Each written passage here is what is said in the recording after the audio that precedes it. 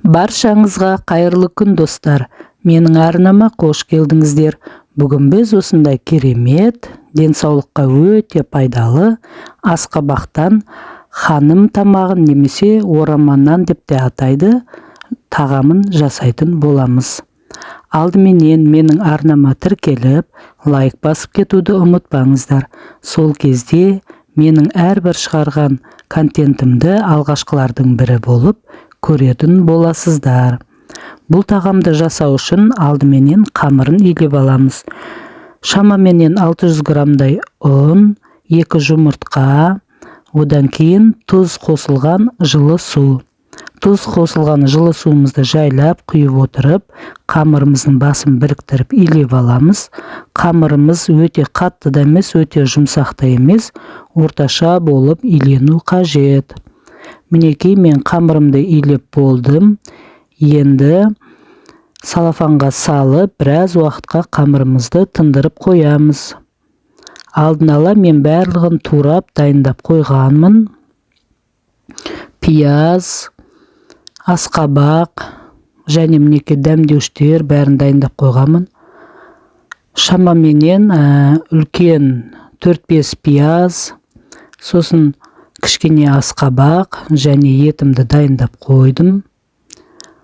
Алдыменен пиязымды осылай өлтіріп аламын. Оған дәмдеуіштерді қосып, алдыменен пиязымызды жақсылап мұжып аламыз. Сол кезде суы шығып, кейін тамағымыз піскен кезде сочный әдемі болып піседі.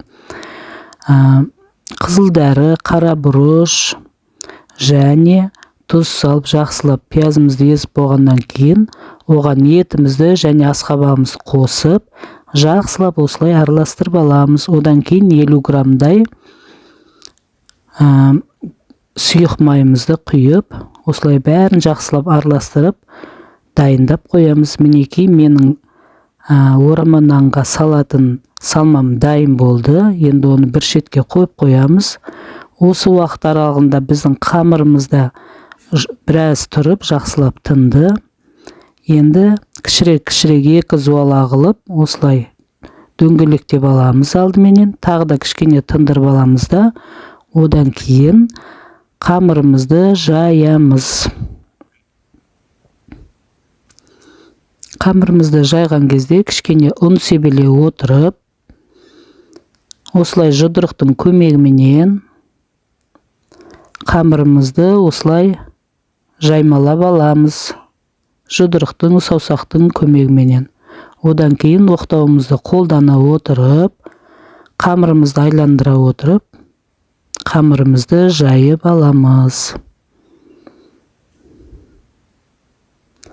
Қамыр біраз тынып тұрғаннан кейін әдемі жайлады. Жабыс қалмас үшін кішкене ұнды себелеп отырамыз арасында. Бұл тағам өте дәмді тағам болып шығады. Біздің отбасымыздағылар, бала-шағам осы тағамды өте жақсы көреді. Сондықтан да осы тағамды әсіресе сенбі, жексенбі күндері балалар демалып, үйде болған кезде, немерелерім үйге қонаққа келген кезде осы тағамды жасап беруге тырысамын.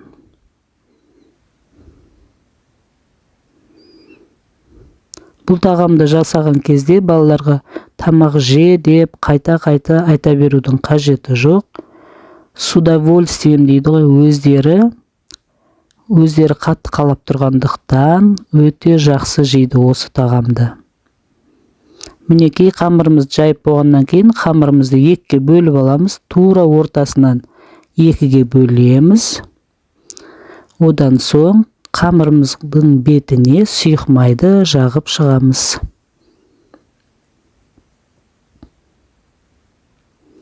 Барлық жеріне тигізіп, сұйық майды осылай жақсылап жағып шығамыз.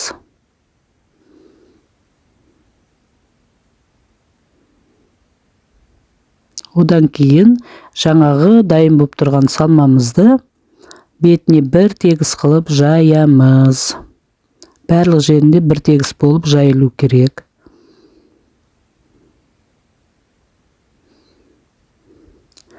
сәл молдау қылып салсаң, ханым тамағың өте дәмді болып шығады. Егерде жасаған салмаң аз болса, әр жеріне себелеп аздау салсаң да болады. Салмамызды салып болғаннан кейін осылай қамырымызды дөңгелетіп жинаймыз.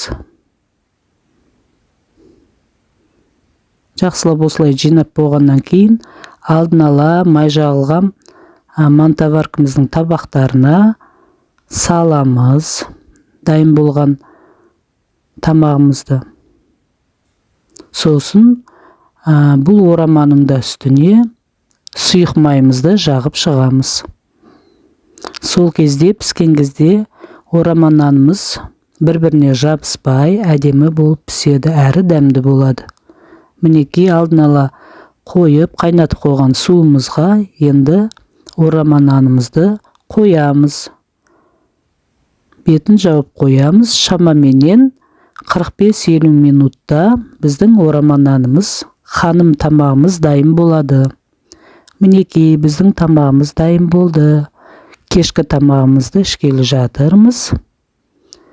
Немерелерімізбен, бала-шағамызбен бәріміз.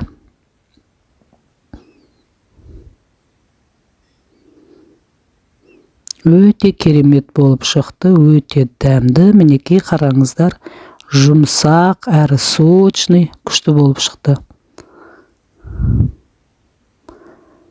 Егерде сіздерге менің бүгінгі жасаған тамағым ұнап жатса, сіздер де осылай жасаңыздар, өте керемет болып шығады. Сау болыңыздар.